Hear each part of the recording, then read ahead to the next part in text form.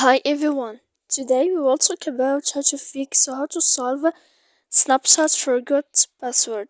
To know how to fix or how to solve Snapchat forgot password, you should just go to settings like this. We will click.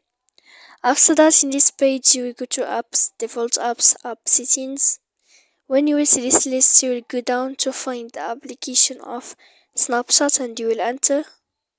When you will see this page, you will go to click for stop. Then you will enter to storage. After that, in this page, you will click clear cache. Then you will go to click clear data. And after all that, when you will end all this, you can turn off your phone. So please don't forget to support us by like and subscribe. See you next time in another video and thank you for watching.